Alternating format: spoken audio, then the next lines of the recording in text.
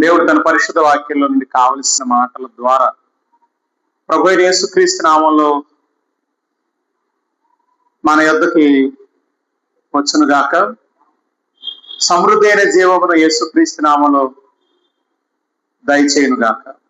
ఆమేన్. దేవుని ప్రియులారా, దేవుని పాద సన్నిధానంలో ఈ ఉదయకాలం చేరవచ్చిన మీ అందరికీ ప్రభు పేరిట హృదయపూర్వకంగా నిండు మనసుతో కృతజ్ఞతాస్తుతులు వందనాలు. దేవునికి కృతజ్ఞతాస్తుతులు తెలియజేస్తున్నాను. దేవుని వాక్యంలో మనం వ్రాయబడినటువంటి విషయాలను వరుసగా మాట్లాడదాం. ప్రభు మనకి గ్రహింపు దయచేస్తారు. నేను క్లుప్తంగా కొన్ని మాటలు చెప్తాను, మనసు పెట్టి వినండి. ఎందుకంటే వాక్యం వేరు,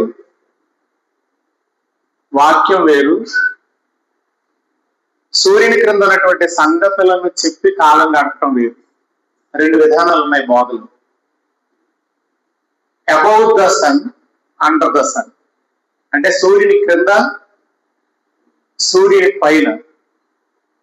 మట్టి నుండి పుట్టిన వారు భూ సంబంధమైన విషయాలు చెప్తారు. పైనుండి దిగి వచ్చిన వాడు పరలోక సంబంధి అయి పరలోక విషయాలు చెప్తాడు. అంటే రెండు సంగతులను మిక్స్ చేసి చెప్పటం కాదు, కానీ పైనుండి దిగి వచ్చిన సంగతులను మాత్రమే తెలియచేయాలి. అది లేఖనానుసారం. ఈ స్పృహ దేవుని సంఘానికి వచ్చే వరకు కొన్ని బోధల యొక్క భ్రమ మనుషులను వదిలిపెట్టదు. కాబట్టి మీరు మనసు పెట్టి వినండి. నాకు అర్థం కాలేదు అనే మనసు ముందు మీలో పోవాలి. అర్థం కావట్లేదని.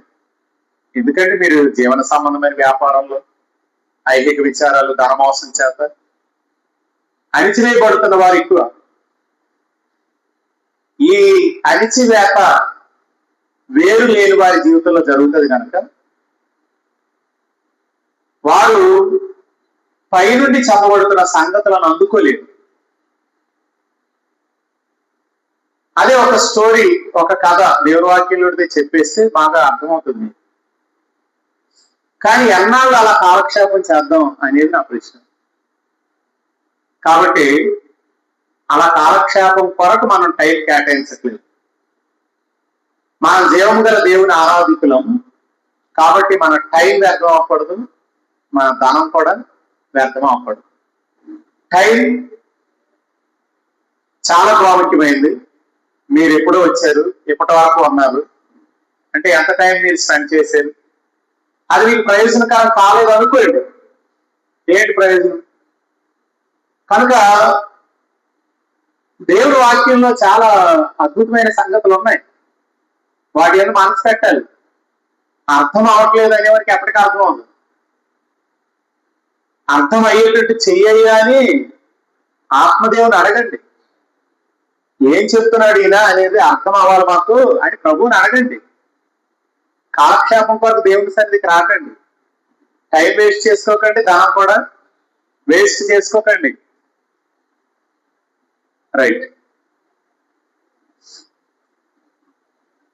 యోహాను సువార్త యొక్క ముఖ్య ఉద్దేశం ఏంటంటే యేసు దేవుని కుమారుడైన క్రీస్తు అని మీరు నమ్మినట్లు, నమ్మి ఆయన నామమందు జీవం పొందినట్లు ఈ సంగతులు వ్రాయబడ్డాయి. అంటే మూల వచనం అది యోహాను సువార్తకి.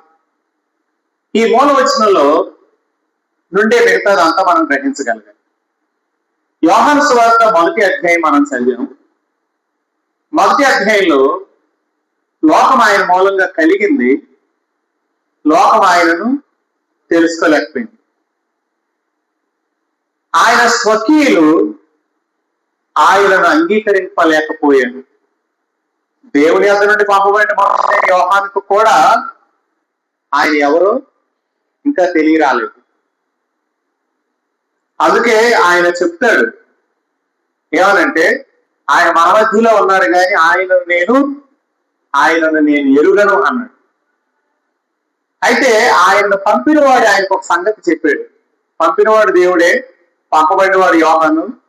దేవుడు యోహానుకు ఒక మాట చెప్పాడు, అబ్బాయి ఆయన ప్రత్యక్షం అయ్యే వరకు ఇశ్రాయేలీయులకు నువ్వు బాప్తిస్మం ఇవ్వు. ఎవని మీదకి దేవుని ఆత్మ పావురం వలె దిగివచ్చుట నీవు చూతువో ఆయనే దేవుని కుమారుడు. అంటే అంతవరకు యోహానుకు కూడా యేసుప్రభు ఎవరు తెలియదు, ఎరగడనమాట. చూడండి, ఆయన మూలంగా కలిగిన లోకం ఆయన తెలుసుకోలేకపోయింది. స్వకీయులు, బ్లడ్ రిలేషన్, ఒక గోత్రానికి సంబంధించిన వారు, స్వకీయ జనం ఆయనను యాక్సెప్ట్ చేయలేదు, అంగీకరించలేదు. ఇకపోతే పంపబడిన దేవుని పంపడి యోహానుకు కూడా ఆయన ఎవరు తెలియదు. అయితే యోహానుకి ఎప్పుడు తెలిసింది?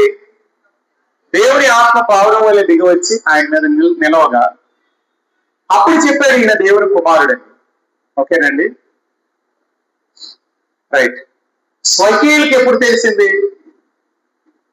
ఆయన సిలువ వేయబడి పునరుద్ధారుడైన తరువాత యేసు ప్రభువారి సహోదరులైనటువంటి యాకోబుకి, యోధాకి తెలిసింది. అంటే సొంత రక్త సంబంధులకి ఆయన ఎవరో అర్థం కాదు. ఇప్పుడు దేవుని సంఘానికి కూడా ఆయన ఎవరో అనే విషయం మరుగు చేస్తూనే బోధ జరుగుతుంది అన్నమాట. సంఘానికి కూడా ఆయన ఎవరు అనే నిజం తెలియకపోవటం బాధట. ఆయన ఏం చేశాడు, ఎందుకు వచ్చాడు అనే సూక్ష్మ విషయాలు, సాధారణ విషయాలు కూడా తెలియట్లేదు ఎవరికి. అయితే ఇక్కడ మనం చూస్తున్న ప్రత్యక్షతలు ఏంటంటే, యోహాను వెంటనే ఈయన దేవుని కుమారుడు అన్నాడు. యోహాను శిష్యులలో ఇద్దరు, ఆంద్రేయ అనే వ్యక్తి ఆయనతో వెళ్ళి ఆయనతో బస చేయగా అప్పుడు చెప్పాడు ఏమనంటే, ఈయన మెస్సయ్య అన్నాడు.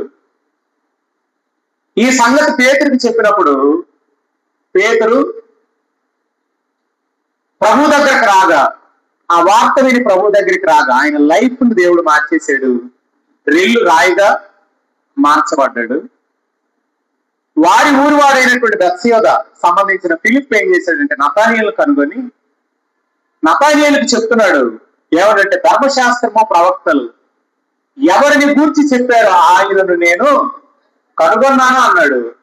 ఆయన నజరేతు వాడని చెప్పాడు. ఈయన వెంటనే నజరేతుల నుండి మంచిది ఏదైనా రాగలదంటే వచ్చి చూడన్నాడు. వచ్చి చూడండి అనే మాటలు 2 చోట్ల ఉన్నాయి. వాళ్ళు వచ్చి చూడగా ఆయన ఎవరో వీళ్ళకి అర్థమయ్యాడు. దేవుని స్తోత్రం. ఇప్పుడు ఈ అధ్యాయం యొక్క చివరి 2 వచనాల భావం ఏంటంటే, వారు పొందిన ప్రత్యక్షతల్లో దేవుని కుమారుడని, లోక పాపములను మోసుకొని పోయే దేవుని గొర్రెపిల్లని, అలాగే మెస్సయ్య అని. నతానియేలు ప్రత్యక్షతలు ఏం చెప్పాడంటే, ఇశ్రాయేలు రాజు అనే విషయం చెప్పాడు. అయితే ప్రభు వారితో ఏం చెప్పాడంటే, ఆ అధ్యాయం ఎలా ముగింపబడిందంటే, వీటికంటే గొప్ప కార్యాలు చూస్తావు అన్నాడు. ఇప్పుడు మన స్టడీ దేని మీద ఉందంటే, వీటికంటే గొప్ప కార్యాలు. ఆయనకు తెలుస్తున్నాం యూదుల రాజు అని, ఇశ్రాయేలు రాజు అని. ఆయనకు తెలుస్తున్నాం దేవుని కుమారుడని. ఆయనను తెలుస్తున్నాం లోక పాపములను మోసుకొని పోయే దేవుడి గొర్రె పిల్లని. ఇప్పుడు అంతటితోనే కాదు, ఆ లోపలికి మనం వెళ్ళవలసినటువంటి అవసరత ఉంది. ఇప్పుడు ఆయన ఇశ్రాయేలు రాజు. ఈరోజు నేను రాజు అనే మాటలో నుండి కొన్ని మాటలు చెప్తాను. యెషయా గ్రంథం 9:6 మనకి శిశువు పుట్టెను, మనకి కుమారుడు అనుగ్రహింపబడెను, అతని భుజముల మీద రాజ్యభారం. గుర్తుపెట్టుకోండి, రాజుకి ఏ భారం ఉంటుంది? రాజ్యభారం ఉండాలి. రాజ్యభారం ఉంది ఆయనకి. ఈ రాజ్యభారం గురించి మనం వాక్యం ఏం చదువుతామంటే, 22వ అధ్యాయము యెషయా గ్రంథం 22 మీరు చదివితే అక్కడ షబ్నా మరియు ఎల్యాకీము అనే 2 వ్యక్తులు కనబడతారు. షబ్నా దావీదు ఇంటి మీద అధికారం కలిగిన వాడు. అంటే దావీదు ఇంటిపై షబ్నా గృహ నిర్వాహకుడు. కానీ దేవుడు ఆ మేకును ఓడబెరికి మరి ఒక మేకును దిగగొట్టాడు. ఆ మేక ఎవరో కాదు, ఎల్యాకీము. ఎల్యాకీము దావీదు ఇంటిపై అధికారం కలిగి దావీదు ఇంటి తాళపు చెవులు కలిగిన వాడని ఉంది. అంటే ఎల్యాకీముకి గృహ నిర్వాహకత్వం అనే కీ ఇవ్వబడింది. అందుకే ఆయన సింహాసనం మాన్యత గలది అని వ్రాయబడుతుంది. అక్కడ మీరు చదివితే మాన్యత గల సింహాసనం అది. వినండి, ఇప్పుడు ఎల్యాకీముకి ఇవ్వబడిన అధికారం ఏంటి? దావీదు ఇంటి అధికారపు తాళపు చెవి ఉందా? తాళపు చెవిని ఇచ్చాడు. ఇంటిపై అధికారం చేయు ఇంటి తాళపు అధికార భారం ఇవ్వబడింది. అంటే భుజాల మీద ఏముంది? ఎల్యాకీముకి దావీదు ఇంటి అధికార భారం ఉంది. ఓకేనండి. ఇప్పుడు మీరు అంటే గృహ నిర్వాహకుడికి ఇవ్వబడిన భారం ఏంటో చెప్తున్నాను. మన దేవుని వాక్యంలో ఫిలదెల్ఫియా సంఘం గురించి చెప్తున్నప్పుడు ఆ మాట వాడాడు. చదవండి, 3వ అధ్యాయము ప్రకటన గ్రంథం తీసి వచ్చిన చెప్పి చదవండి త్వరగా. ఆయన కలిగి ఉన్న అధికారం చెప్పాడుగా. చదవండి గట్టిగా. 7వ వచనం, దావీదు తాళపు చెవి కలిగి ఎవడునూ వేయలేకుండా తీవాడు, ఎవడో తీయలేకుండా వేయువాడునైనా సత్యస్వరూపి అగువాడు, పరిశుద్ధుడు అగువాడు చెప్పు సంగతులు ఏమనగా. రైట్. ఇప్పుడు ఇక్కడ ఏం చెప్తున్నాడండి? ఆ వచనం ఒకసారి చూడండి. దావీదు తాళపు చెవులు కలిగి ఎవడనూ వేయలేకుండా తీయవాడు, ఎవడో తీయలేకుండా వేయవాడు. అంటే తాళం దేనికి సంబంధించింది? వేస్తే మళ్ళీ ఆయన తీయాలి, తీస్తే ఆయన మళ్ళీ వేయాలి. అంటే ఎవడో ఆయన వేస్తే తీయలేడు, ఎవడో ఆయన తీస్తే వేయలేడు. కానీ ఈ తాళపు చెవి పేరేంటి? దావీదు తాళపు చెవి అని ఉంది కదా. అంటే ఇప్పుడు దావీదు తాళపు చెవి అక్కడ ఎల్యాకీము చేతిలో చూస్తాం. ఇప్పుడు దావీదు తాళపు చెవి ఎవరి దగ్గర ఉంది? ఫిలదెల్ఫియాతో మాట్లాడుతున్న వాని యొద్ద ఉంది. అంటే ఆ పరిశుద్ధుడు, ఆ సత్య స్వరూపి దగ్గర ఆ తాళపు చెవులు ఉన్నాయన్నమాట. ఇప్పుడు మరొక వచనం చదవండి. పేతురుతో చెప్పిన మాట మత్తయి సువార్త 16వ అధ్యాయం 7వ వచనం చూడండి. కాగా ఒక్క నిమిషం అండి. 16వ అధ్యాయము 19వ వచనం, పరలోక రాజ్యం యొక్క తాళపు చెవులు మీకు ఇచ్చేదను. చూడండి, నీవు భూలోకంలో దేనిని బంధిస్తావో బంధింపబడుతుంది. అంటే ఈ తాళపు చెవి దేనికి సంబంధించింది? పరలోక రాజ్యం. ఓకే, పరలోక రాజ్యం యొక్క తాళపు చెవులు ఎవరికి ఇస్తానన్నాడు? మరియు నీవు పేతురు, ఈ బండ మీద నా సంగమను కట్టుదును, పాతాళలోక ద్వారాలు దాయుడుగా నిలువ నేరవని నేను నీతో చెప్తున్నాను. పరలోక రాజ్యం యొక్క తాళపు చెవులు నీకు ఇచ్చేదను. అంటే పరలోక రాజ్యం యొక్క తాళపు చెవులు ఇక్కడ ఇవ్వబడ్డాయి. దేనికి? ఎందుకంటే ఎక్కడ ఏది విప్పినా అక్కడ కూడా విప్పబడాలి. ఓకేనండి. ఇక్కడ నువ్వు అన్లాక్ చేసిన మాత్రం చేత పరిస్థితులు అన్లాక్ అవ్వు, అక్కడ కూడా అన్లాక్ చేయాలి. అందుకే ఆ కాలం కూడా మనకి ఇచ్చేది. ఇక్కడ మీరు ఏదైతే లాక్ చేస్తారో అక్కడ కూడా లాక్ అయిపోవాలి. కాబట్టి ఇక్కడ మూసేసింది అక్కడ మూయబడుతుంది, ఇక్కడ విప్పింది అక్కడ విప్పబడుతుంది, ఇక్కడ ఏది తెరిస్తే అది అక్కడ తెరవబడుతుంది అని దేవుడి వాక్యం జ్ఞాపకం చేస్తుంది అన్నమాట. ఈ తాళపు చెవులు నేను నీకు ఇస్తాను అన్నాడు. కాబట్టి పరలోకం ఓపెన్ చేసే కీ ఎవరికి ఇచ్చాడు? పేతురు అనొచ్చు, లేదా ఈ బండ మీద నా సంఘం అన్నాడు కదా, ఆ తాళపు చెవులు దేవుడు సంఘానికి ఇచ్చాడు. దేవుడు స్తోత్రం. అంటే సంఘం ఎంత పవర్ గలదో అర్థం చేసుకోవటానికి మాట మీకు చెప్తున్నాను. మనం ఎంత పవర్ఫుల్ గలవారు అనండి. నేను చాలా పవర్ అయింది, మీరు చాలా పొగర. పొగరన్నారా పవరన్నా? నాకు చాలా పొగరన్న తినబడి. ఏదో సరే అనండి, ఎలా అన్నారు? ఇప్పుడు అంత మానేసారు అనండి. మీకు చాలా, నేను చాలా, మళ్ళీ నాకు పొగరే వినపడుతుంది. మీకు పొగరొద్దు, మీకు చాలా పవర్ ఉందని గుర్తుపెట్టండి. దేవుని స్తోత్రం. సంతోషం. దేవుడు మనకి ఏమిచ్చాడండి? పవర్ ఇచ్చాడు. నువ్వు విప్పితే విప్పబడతాయి, నువ్వు బంధిస్తే బంధం పడతాయి. నువ్వు నమ్మండి, నా దగ్గర ఆలోచన ఉంది అనేది మనం విశ్వసించాలి. ఇప్పుడు దేనిని మూసారు, దేన్ని తెచ్చారు?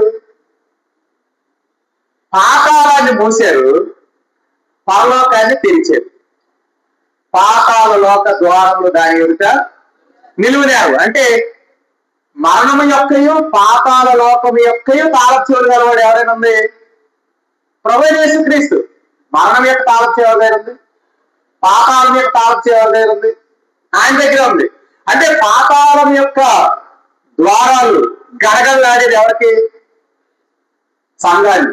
సంఘానికి గడగడలాడుతాయి పాతాళలోక ద్వారాలు. పాతాళలోక ద్వారాలు అంటే మరణమే.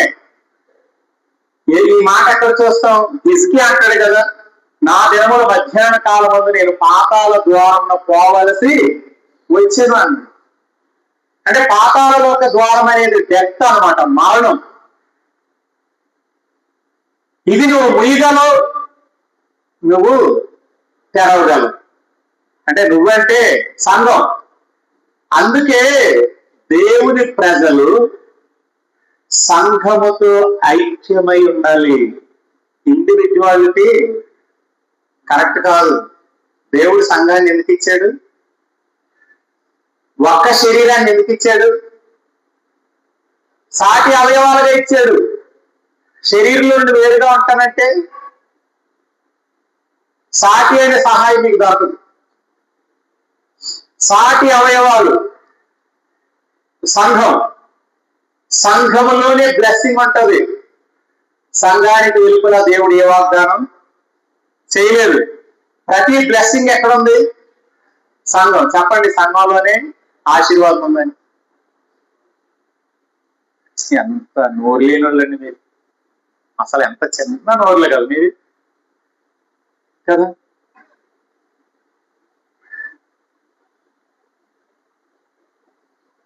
నోరు తెరవండి, చెప్పండి. మళ్ళీ చెప్పండి. మరి సంఘాన్ని ఎంత ప్రేమించాలి? సంఘాన్ని ప్రేమిస్తే నిన్ను నీవు ప్రేమించుకుంటున్నావు. అర్థమైందా? కాబట్టి సంఘం అంటే మట్టి కాదే, సంఘం అంటే మనుషులది. అర్థమైందా? రైట్. సంఘం అంటే మట్టి కాదు. ఓకే, సంఘం అంటే మనుషులు, కూడి వచ్చిన వారు, చేరి వచ్చిన వారు. కనుక సంఘంలో బ్లెస్సింగ్ ఉంది. సంఘానికి దేవుడు తాళచేవిని ఇచ్చాడు. స్తోత్రం చెప్పండి. రైట్. ఇక్కడ మీకు విషయం చెప్పి నేను ముందుకు వెళ్తాను. అదేంటంటే 11:52 లోకస్వార్త చదవండి. 11:52 లోకస్వార్త. అయ్యో ధర్మశాస్త్రోపదేశకులారా, మీరు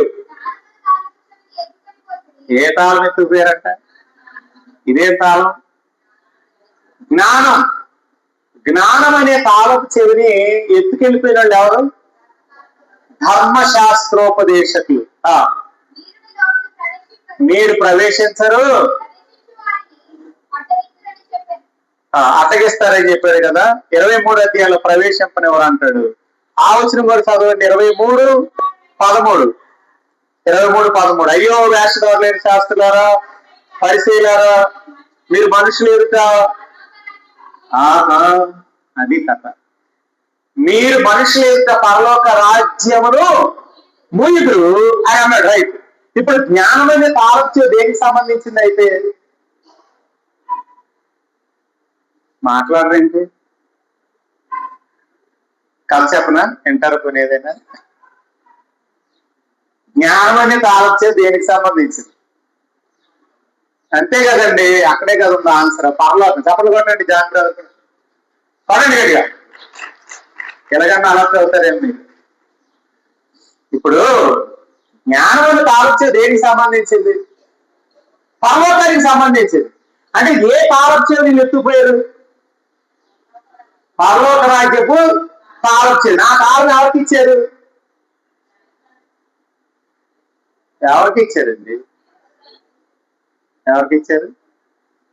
మీ బాబాయ్కి ఇచ్చాడు. ఎవరికి ఇచ్చారు? ఇప్పుడే కదండి చదివాం. సంఘానికి ఇచ్చాడండి. పరలోక రాజ్య తాళం ఎవరికి ఇచ్చారండి? సంఘానికి ఇచ్చాడండి. పరలోక రాజ్యం తాళం ఎవరు ఎత్తుకుపోయారండి?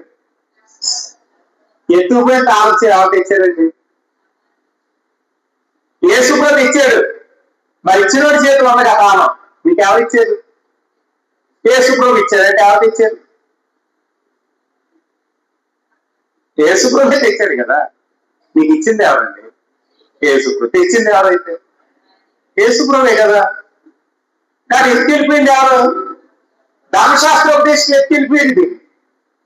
వీళ్ళు తాళం ఎత్తిపోయారు, ఆయన తాళం తెచ్చాడు. తెచ్చి మనకి ఇస్తే మనం కూడా ఏం చేస్తున్నాం? ఇప్పుడు వినండి, సంఘం మీద దేవుడు గృహ నిర్వాహకులు పెట్టాడు. మా పేరేంటి? గృహ నిర్వాహకులు. మీరు మా చేతికి అప్పగివ్వబడ్డారు. మీకు మేము ఏం చేయాలనండి? గృహ నిర్వాహకుడు ఏం చేయాలట? తగిన సమయంలో ఆహారం పెట్టాలనుంది. తగిన వేళ ఎవరైతే ఆహారం పెడతారో వాడే నమ్మకమైన గృహ నిర్వాహకుడు. ఆహారం పెట్టినాడు. మీ ఆయన ఉన్నాడండి, మీకు బియ్యం తేడు, సరుకులు తేడు, ఏమి తేడు, ఎలా బతుకుతో బతుక అంటుండే అనుకోండి. అప్పుడు మీరు ఏం చేస్తారు? ఆయన మీకు సంరక్షకుడిగా ఉండలేకపోతున్నాడు కదా. సంరక్షకుడిగా భర్త ఉండలేనప్పుడు ఏం చేస్తారు? సంరక్షకుడు ఉండమని ప్రాధాన్యపడతారు. ఇంకేం చేస్తారు మీరు? అంతేనా? ఏమండి, అన్ని నిండుకున్నాయి, బియ్యం తిండి. అన్ని నిండుకున్నాయి, ఉప్పు నిండుకుంది, బియ్యం నిండుకున్నాయి, తీసుకురండి అంటారు లేదా? ఓకే. అంటే గృహ నిర్వాహకుడు ఏం చేస్తాడు? ఇంటి వారిని సంరక్షిస్తాడు. మాన్యత అనే మాట ఉందిగా, మాన్యత గల సింహాసనం అని 22వ అధ్యాయం యెషయా గ్రంథంలో. ఆ ఇంటి వారిని సంరక్షిస్తాడు. 2 విషయాలు భర్తకు వాడబడ్డాయి కదా. ఒకటేంటి? పోషించుట ప్లస్ సంరక్షించుట అనే 2 మాటలు వాడబడ్డాయి. మరి పెళ్లినాటి ప్రమాణాలు ఇద్దరు చెప్తారుగా మాకు. అంటే ఇద్దరి మీద ఉందా లేదు ఇప్పుడు బాధ్యత? అమ్మయ్య, ఇంతవరకు ఆయన మీద అనుకున్నాను, నా మీద కూడా ఉంది, ఇదేం కూడా బాబు అనుకోకండి. కానీ పురుషునికి బాధ్యత ఎక్కువే, ఎంత అనుకున్నా. వినండి, పోషించాలి, సంరక్షించాలి. ఇప్పుడు సంఘం అనేది అప్పగింపబడింది కదా. సంఘం అనే దానికి గృహ నిర్వాహకుడు ఎవరు? నియమింపబడిన బోధకుడు. బోధకుడు ఏం చేయాలి? సంఘానికి తగిన వేళ ఆహారం పెట్టాలి. కానీ కొందరు ఏం చేశారంట? కొట్టి బాధ పెట్టి అన్నం పెట్టట్లేదంట. ఉన్నాయి మత్తయి సువార్త, లోక సువార్తలు గృహ నిర్వాహకులు చేసిన పనులు ఉన్నాయి. పట్టించుకోక, తిండి పెట్టక, టైం లేక. అప్పుడు అప్పగించిన యజమానుడు వచ్చి వీళ్ళని ఏం చేశాడు? చేయాల్సిన శిక్ష వేసాడు. కానీ నమ్మకమైన గృహ నిర్వాహకులకు ఇవ్వాల్సిన బహుమతులు ఇచ్చాడు. ఇప్పుడు మీకు మాట చెప్తున్నాను వినండి. జ్ఞానం అని తాళం ఎత్తుకెళ్ళింది ధర్మశాస్త్ర ఉపదేశికి. ఆ తాళం ఎవరికి ఇచ్చాడు? సంఘానికి ఇచ్చాడు. అంటే ఇప్పుడు ఆ తాళపు చెవిని ఎవరు వినియోగించాలి? అపోస్తులు, ప్రవక్తలు, సువార్తికులు, కాపరులు, వీళ్ళు ఎవరైతే ఉన్నారో వారు మందకి మాదిరి అయి ఆ తాళపు చెవిని సరిగ్గా వినియోగించాలి. అసలు నేనే తాళం ఎత్తుకెళ్ళిపోతే ఇప్పుడు బోధించే నేనే మీకు తాళం ఆ కీ ఏంటో చూపించుకొని నేను ఎత్తుకుపోతాను అనుకోండి. అప్పుడు మీరు ఏం చేస్తారు? మీరు మూయబడతారు. తాళం ఉంటే నేను ఓపెన్ చేయట్లేదు కదా. అప్పుడు మిమ్మల్ని నేను ఏం చేసినట్లు? మూసేసాను అన్నమాట. మిమ్మల్ని నేను బంధించేశాను. మిమ్మల్ని నేను చెరలో పెట్టేశాను, కానీ అగ్ని ఇవ్వబడింది, అగ్నిని నేను మీకు తెలియకుండా దాచిపెడుతున్నాను. అలా దాచిపెట్టింది ఎవరో తెలుసా? శాస్త్రులు, పరిసయ్యులు. వారిని ఏమన్నాడంటే మోషే పీఠంలో కూర్చున్నవారు. ఎక్కడ కూర్చున్నారు? మోషే పీఠం ముందు కూర్చున్న వాళ్ళు ఏం చేసే తాళాన్ని ఎత్తుకుపోయేది. ఇప్పుడు కరుణాపీఠం దగ్గర కూర్చున్నాం మేము. ఎవరు? ఇప్పుడు ఉపదేశికి ఎక్కడి నుండి బాగు చేయాలి? కరుణాపీఠం దగ్గర నుండి చేయాలి. ఆ బాధకు ఎక్కడి నుండి బాగు చేస్తున్నారు? మోషే పీఠం నుండి బాగు చేస్తున్నారు. కరుణాపీఠం నుండి బాధ వస్తే తాళం చెవులు మీకు దొరికినట్లే. కానీ ఇదే స్థలంలో నేను కూడా ధర్మశాస్త్రోపదేశకుడుగా ఉన్నాను అనుకోండి, మీకు తాళం ఏమైనట్టు? మరుగైనట్టు. మీకు ఓపెన్ అయిన కీస్ ఏంటో చెప్తాను వినండి. ప్రభు అయిన యేసు క్రీస్తు గురించి, యేసు ప్రభు అని మీ నోటితో ఒప్పుకొని దేవుడు ఆయన మృతుల్లో నుండి లేపాడని హృదయమందు విశ్వసించారు కదా. ఎందుకైనా నీతి కలిగినట్లు హృదయమందు విశ్వసించారు, రక్షణ కలిగేటట్లు నోటితో ఒప్పుకున్నారు. ఏమండి? తద్వారా మీరు ఏమయ్యారు? రక్షింపబడ్డారు.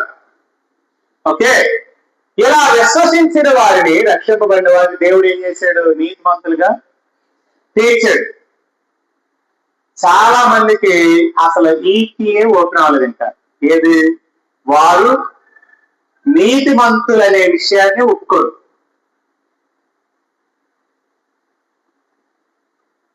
ఎఫెసీ పత్రిక మొదటి అధ్యాయం మొదటి వచనం, కొలస్సీయులకు రాసిన పత్రిక మొదటి అధ్యాయం మొదటి వచనం, ఫిలిప్పీ పత్రిక మొదటి అధ్యాయం మొదటి వచనం. ఇలా మీరు పత్రికలు చదువుతున్నప్పుడు ఒక గలతీ మినహాయించి మిగతా పత్రికలన్నింటిలో కూడా నీతిమంతులు, పరిశుద్ధులు అన్నాడు. అన్నాడా లేదా? రోమపత్రికలో కూడా అన్నాడు మొదటి అధ్యాయం.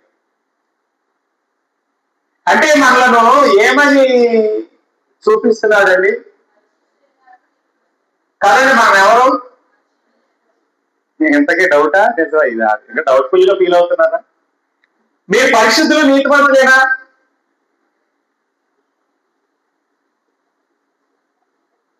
ఎప్పటికీ చాలా సంఘాల్లో గృహ నిర్వాహకుడి తాళం చెవిని ఇవ్వట్లే విశ్వాసం.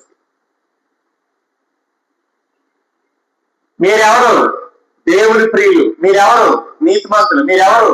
పరిశుద్ధులు. ఇది జరిగిన క్రియ. అసలు ఒప్పుకోలే, ఈ నీతిని ఒప్పుకునేవారు లేరు చాలా చోట్ల. ఎందుకంటే అగ్ని వారికి ఇవ్వబడలేదు. ఇంకా వారు ఏమని అనుకుంటారు? పాపులము, పాపులము అంటారు. నేను పాపులలో ప్రధాన పాపిని అన్నాడా? పౌలు అన్నాడు. ఏ స్థితిని గురించి మాట్లాడుతున్నాడు అన్నమాట? ఏ స్థితిలో, ఏ స్థితిని, ఎప్పటి స్థితిని మాట్లాడుతూ చెప్పాడన్నమాట?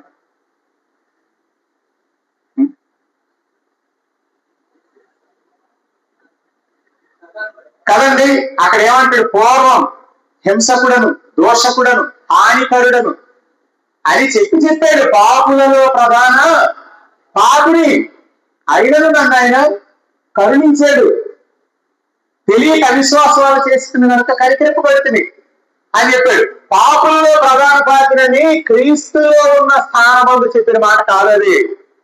క్రీస్తుకు వెలుపల హింసకుడుగా ఉన్న కాలంలో చెప్పిన మాట. కానీ ఇప్పుడు సంఘం ఎప్పుడు వాడుతుంది ఆ మాట? ఆ పదం ఎప్పుడు వాడతారు తెలుసా? ఇప్పుడు వాడతారు. ప్రభు పాపులలో ప్రధాన పాత్ర. ఇంకానూ ప్రధాన పాత్ర ఏంటారు? ఎవరు చెప్పారు నీకు? పూర్వమను నో ప్రభు, ప్రస్తుతం అనకు. ప్రస్తుతం ఎవరు? నువ్వు నీతిమంతుడివి. దేవుని స్తోత్రం. పూర్వం చెప్పుకో. పూర్వం ఎలాంటివి? హానికరుడివి, హింసకుడివి, ప్రధాన పాపి. మరి స్త్రీలను కూడా చూడకుండా జుట్టు పట్టుకుని ఈడ్చుకుని చంపిన వాడు ప్రధాన పాపి. ప్రభు యేసుక్రీస్తుని అంగీకరించాక ఆయన స్థితి ఏంటి ఇప్పుడు? కాబట్టి తిమోతికి రాసిన మొదటి పత్రిక లేదా రెండో పత్రిక, ఆ మాట చెప్పిన పత్రిక. బైబిల్ చదవండి బాగా, అర్థమైందా? తిమోతికి రాసినటువంటి మొదటి పత్రిక అక్కడ చెప్తాడు చూడండి, 16లో అన్నాడు, 16లో చెప్పాడుగా, అయినను నిత్య జీవనముతో తనను విశ్వసింపు వారికి నేను మాదిరిగా ఉండేలాగున యేసుక్రీస్తు తన పూర్ణమైన దీర్ఘశాంతమును ఆ ప్రధాన పాత్రైన నాయందు కనపరిచాడు. అంటే వాస్తవంగా ఏం చెప్పాడు ఇక్కడ? ఆ ప్రధాన పాత్ర అనేది ఎప్పటికి సంబంధించింది అంటారండి? ఖచ్చితంగా ఆ ప్రధాన పాత్ర అనేది పూర్వపు స్థానం. ప్రస్తుత స్థానం ఏంటైంది?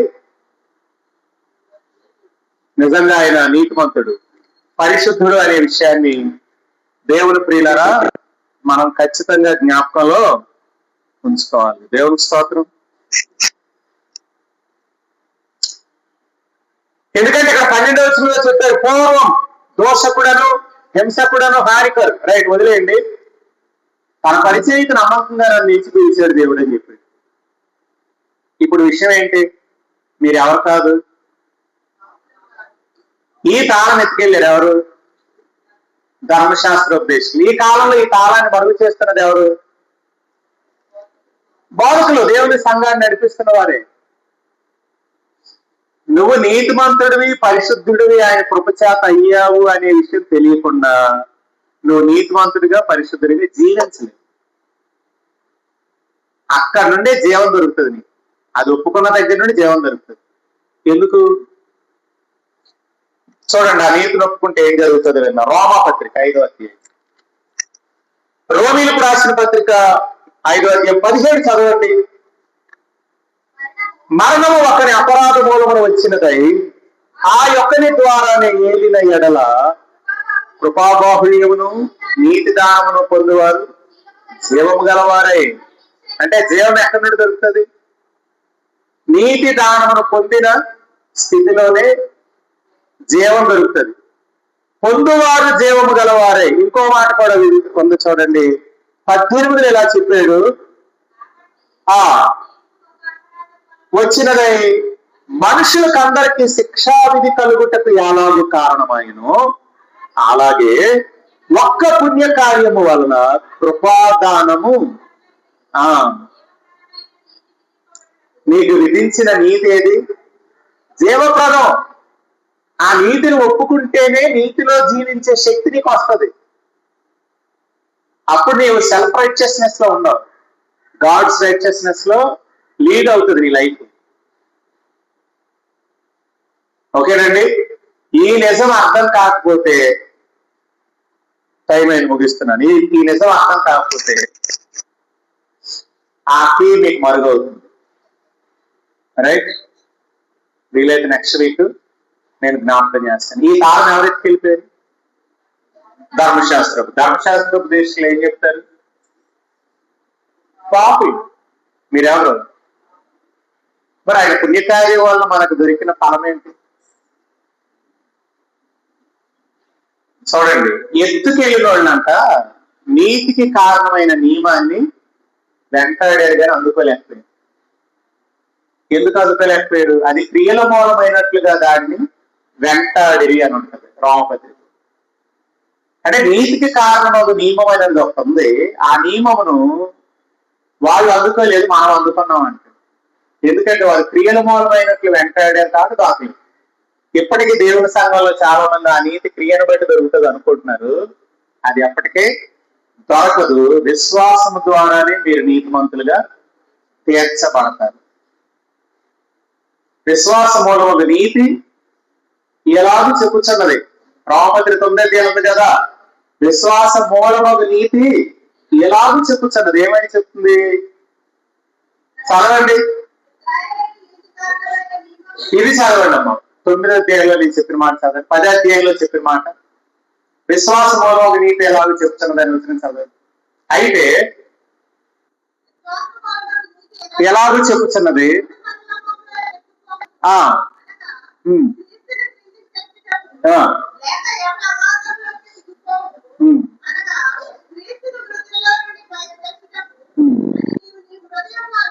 అనుకోనవద్దు.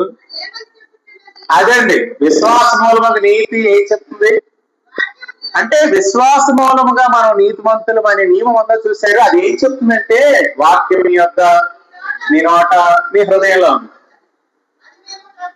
విశ్వాస వాక్యమే ఎక్కడ నుండి అదేమనగా అంటే విశ్వాస మూలముగా నీతి ఎలాగ చెబుతుంది, మరి క్రియల మూలముగా నీతి ఎలాగ చెప్తుంది అంటే నువ్వు వెళ్ళి బలిని తెచ్చుకో, ఆ బలి మీద నీ పాపాలు మోపుకో, ఆ బలి రక్తాన్ని నీ నిమిత్తం అర్పించు, దాన్ని నీ నిమిత్తము ఎక్కడికి అతి పరిశుద్ధ స్థలంలోకి తీసుకుని వెళ్ళి చిలకరించని చెప్తుంది. ఏది క్రియల మూలమైన నీతి. మరి విశ్వాస మూలమైన నీతి ఏం చెప్తుంది? నువ్వు పాతాళానికి వెళ్ళొద్దు, ఆకాశానికి ఎక్కి వెళ్ళొద్దు. ఎందుకంట క్రీస్తుని తేవటానికి. దీన్ని ఎక్కడి నుండి తీసుకొచ్చాడు పౌలు? ద్వితీయోపదేశకాండం 30:11 తీసుకొచ్చాడు. అక్కడ ఏం చెప్పాడు? అది దూరమైనది కాదు, కఠినమైనది కాదు అన్నాడు. ఆ ధర్మం, ఆ ధర్మం ఏంటి? విశ్వాస మూలమైన నీతి. ఈ సింపుల్ సూత్రాన్ని ఏమంటారు? ఈ సింపుల్ ఫార్ములా మనకు తెలియట్లే. ఇంకా నీతిమంతులను ఎలా ఒప్పుకుంటామండి మనం?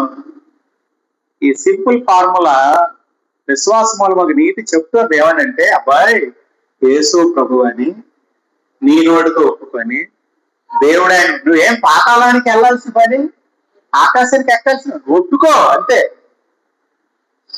ఆ 2 పనులు ఆయన చేశాడు, ఒప్పుకో అని చెప్తున్నది ఎవరు? విశ్వాస మూలముగా నీతి.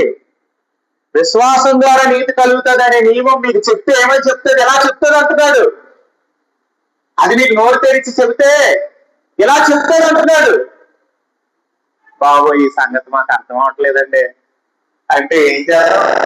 చెప్పకుండా మానేద్దాం. దీన్ని మానేద్దాం. అసలు ఎక్కడి నుండి లైఫ్ లీడ్ అవుతుందండి? జీవప్రదమగు నీతి మీకు దొరికింది. ఆ నీతి పేరే జీవప్రదం. ఆ నీతిని ఒప్పుకునేటప్పుడే జీవిస్తారు మీరు.